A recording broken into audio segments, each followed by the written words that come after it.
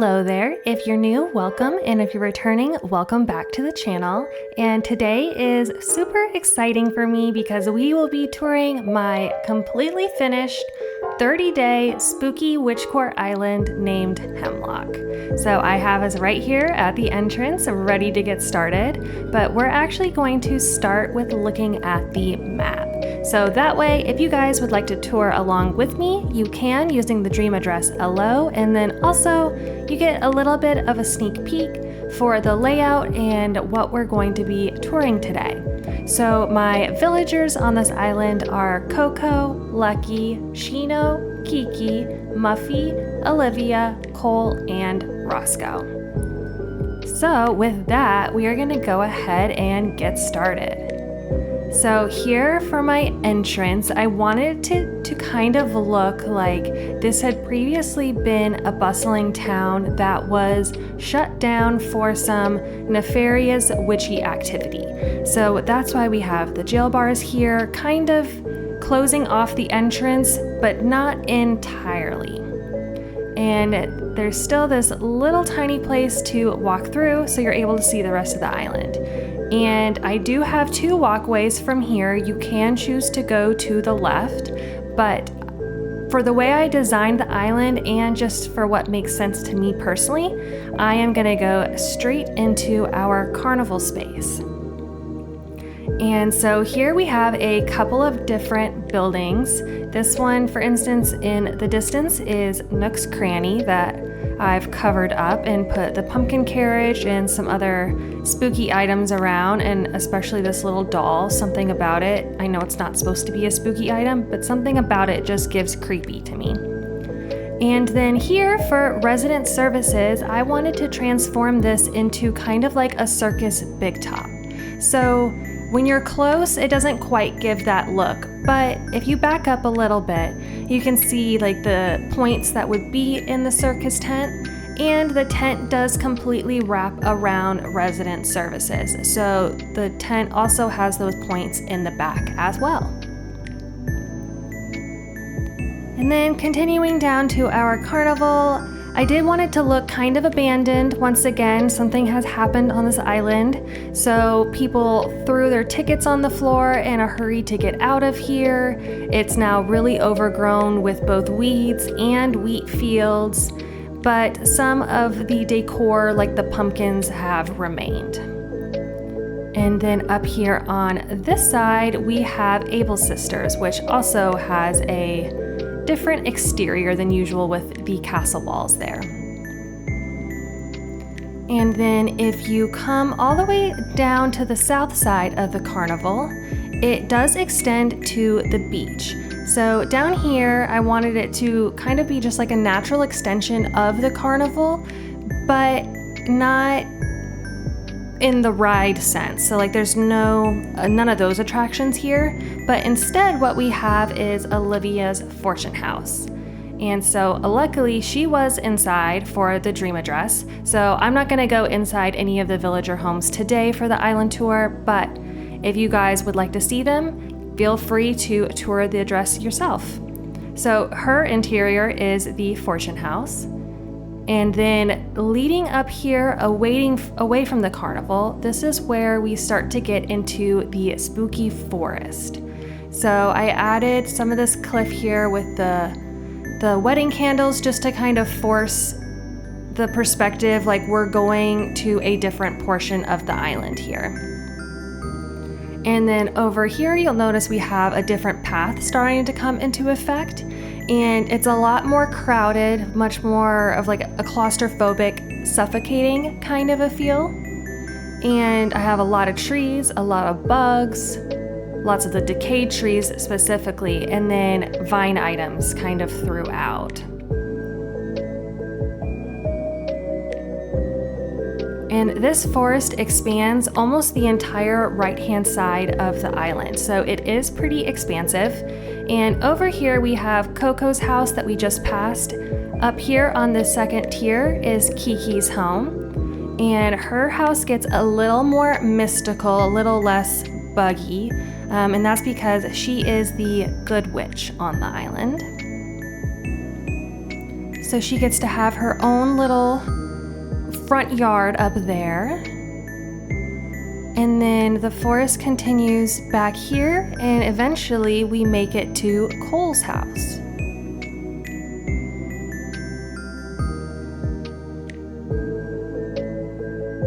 And the story with Cole is that he is either like a fighter or an assassin or something to that nature. So in his room, you'll see he has a sword right by the bed, so he's ready for action. This over here would be some kind of maybe meeting place where he would kind of decide what his next move is, but he lives in an abandoned storage room. So he really only travels with what he can hold in his backpack, so it's very minimal in there.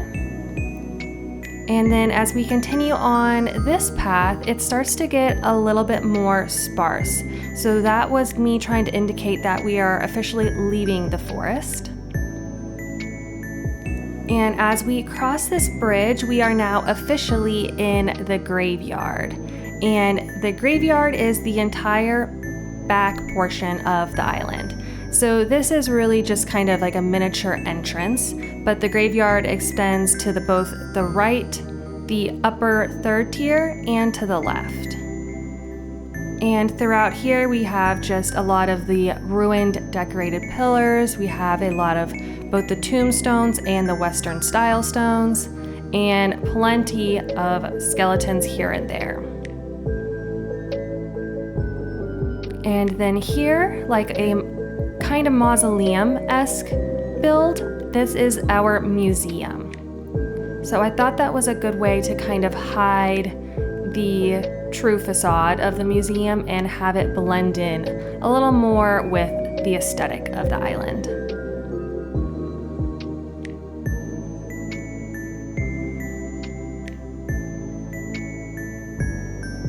But then from here, we'll continue up to the third tier up here.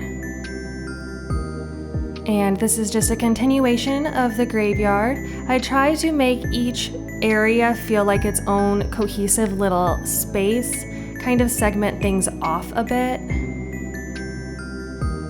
And these decayed trees, just a fair warning, do make it a little hard to get around in certain places, but more or less where I have pathing, you should be able to get through.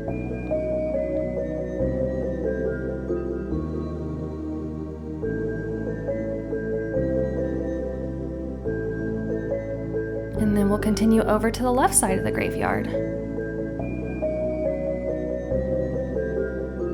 And it continues a little bit of the same. This side probably is a little bit more crowded, I would say.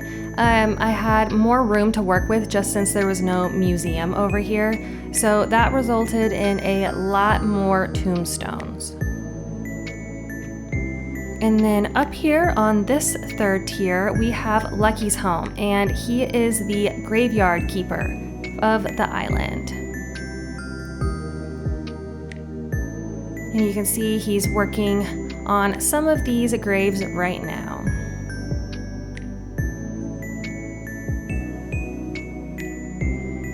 So then we'll backtrack back down to the first tier.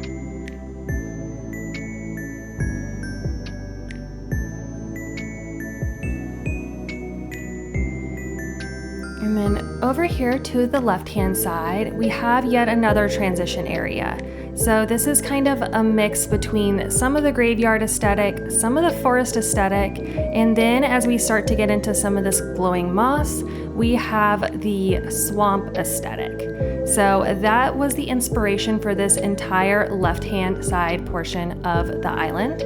If you happen to catch some of the episodes of my 30-day series, you'll know that Baldur's Gate was a very large inspiration for this portion of the island. So I won't completely go into that just since I kind of already touched on it in that episode. I believe it was episode 6. It's titled Island Planning, just in case you're interested in checking it out. But there's a reason why some of these villagers live on this side of the island that I picked for the swamp specifically, and a lot of my decor was inspired by Baldur's Gate as well. So then back here behind we have my little cauldron circle surrounded by plenty of wedding candles and the moon and all the good witchy things. And I will go ahead and go through my home just so you guys are able to see that portion. So this main room right here, I wanted it to feel very cozy, very quaint. So I did make the room smaller just with some partition walls. And in here, I don't want it to really look creepy witchy. I was going for more of a natural aesthetic, and that is on purpose. I wanted it to be slightly misleading compared to the other rooms of the house. So I did close off both the left, right, and back rooms of this main floor, but I did decorate both the basement and the top floor as well. So we'll check those out.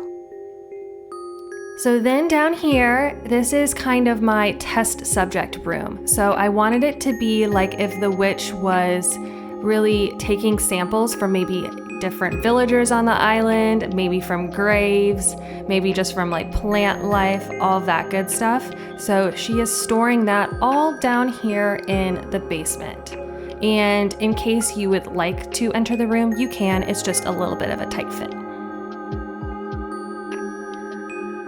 And then switching gears to the top floor. So up here, this is where she would be casting spells, studying potions, all that good stuff. And you can see that she has a couple of test subjects gone wrong over here. It was kind of my inspiration and idea that in these wooden boxes, that would be where the human remains were that she was testing with.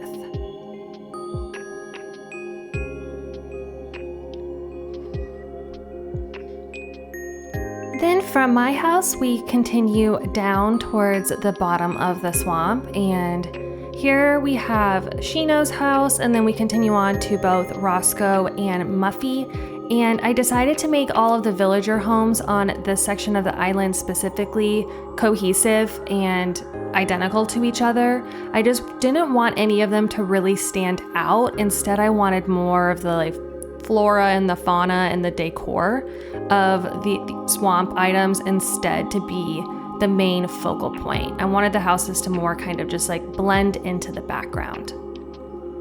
And then I know I didn't really touch on the beaches as we've been walking through. They're all decorated, but pretty minimally decorated. So I'll show you a little taste of it right here. So I really just have some pathing, some decayed trees, a couple spooky items here and there, some wheat fields, and a bench for good measure. And this swamp does wind around quite a bit. It is a little hard to navigate, I'll say, but it is possible to get to every single part of it by just walking. You don't need a vaulting pole or anything like that. You can hop around a little bit if you would care to do so, but also you could just take the scenic route as well. So since I hopped over, we'll take a little look at this side of the beach as well, because up here I actually do have a little bit more decor. So this is also just an offshoot. I wanted to make this all feel a little bit more sinister than maybe other parts with the skeletons and some of the pirate barrels. Something is clearly happening back here, but they're not entirely sure what, and probably the witch, it has something to do with it.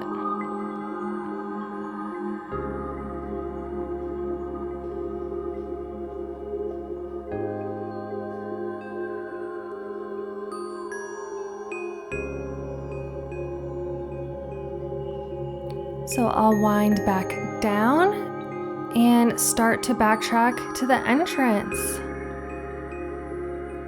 It's funny how all of a sudden when you have a fully decorated island, the island feels so small.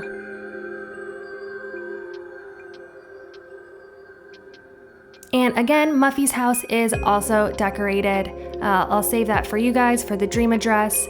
But each of the 3 houses on the interior of the swamp as well are all pretty consistent with each other, with just some minor differences here and there. And then that leads us back to our entrance gate.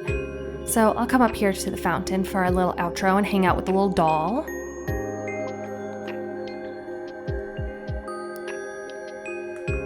Perfect. Okay. Well, thank y'all so much for joining me for this island tour. I really hope you enjoyed it. I had so much fun putting together this island. And again, if you happen to miss it, I'll make sure to have that series linked down below. But until the next video, I hope you guys have a great rest of your time zone, and I'll see y'all then. Bye.